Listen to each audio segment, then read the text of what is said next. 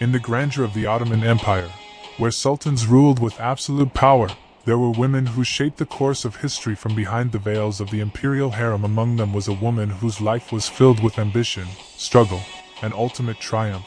Rabia Gülnuş Sultan. Born as a captive, she ascended to the highest rank of power, becoming the wife of Sultan Mehmed IV and the mother of two Ottoman rulers. But her journey was anything but ordinary. It was a tale of survival, intelligence, and influence. Today, we unravel the incredible story of Rabia Gülnuş Sultan, the woman who held the fate of an empire in her hands.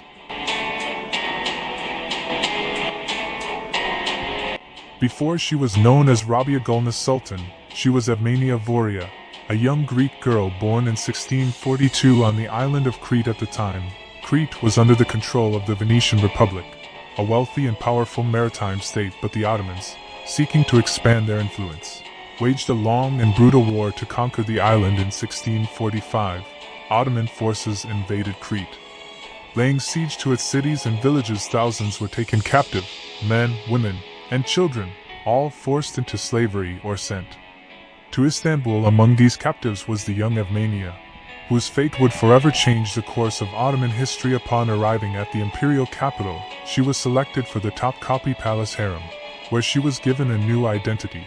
Rabia Gülnuş. The harem was no ordinary place. It was a political training ground where concubines were groomed in the arts, literature, and palace etiquette. But only a few could rise to the ranks of power, and Rabia was one of them. Inside the walls of Topkapi Palace, Rabia underwent years of rigorous training. She learned Ottoman, Turkish, Persian poetry, and Islamic traditions. The harem was a world of both privilege and danger, a place where alliances were forged, and betrayals were common. Every concubine aimed to capture the sultan's attention, for that was the key to power. Rabia's beauty, intelligence, and charm caught the eye of Sultan Mehmed IV. Unlike many of his predecessors, Mehmed IV was deeply interested in hunting and spent much of his time outside the palace. Yet, among the hundreds of women in the harem, he chose Rabia as his favorite consort. This was no small achievement.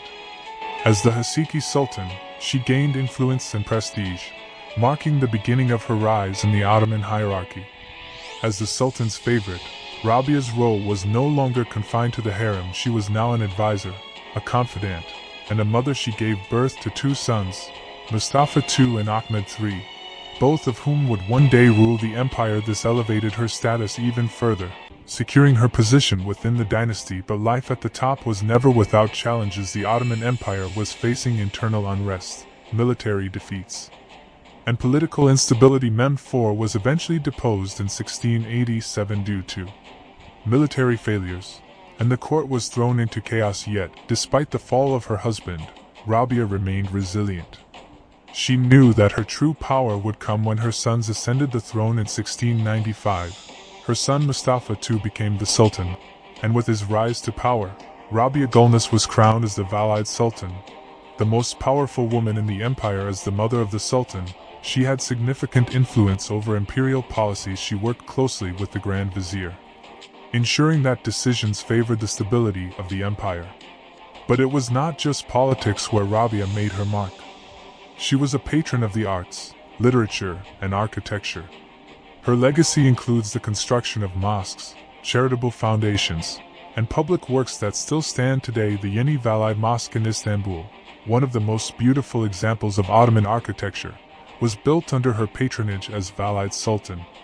Rabia played a crucial role in diplomatic affairs. She maintained relations with European powers and influenced negotiations with foreign envoys. Some even compared her political acumen to that of the great Kozum Sultan, another powerful Valide before her. But the Ottoman court was filled with intrigue, and Rabia had to navigate a dangerous web of rivalries. She carefully positioned her allies within the administration, ensuring that the empire remained stable under her son's rule. Rabia Gülnuş Sultan remained in power until her death in 1715. By then, she had seen the empire through times of war, political shifts, and territorial expansions. Her influence had shaped not one but two sultans, leaving behind a legacy that would be remembered for generations. She was laid to rest in a magnificent tomb, a structure that symbolizes her contributions to the empire.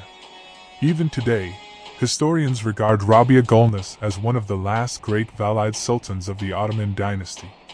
The story of Rabia Gülnuş Sultan is one of resilience, ambition, and intelligence.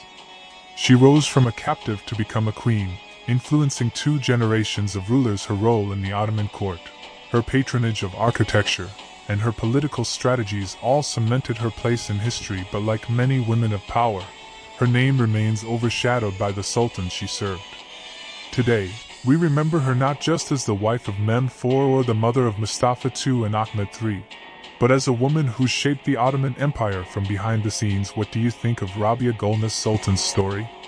Let us know in the comments, and don't forget to like, share, and subscribe for more deep dives into history's most powerful figures. Thank you for watching. Stay tuned for more historical documentaries from this channel. Until next time, keep exploring history.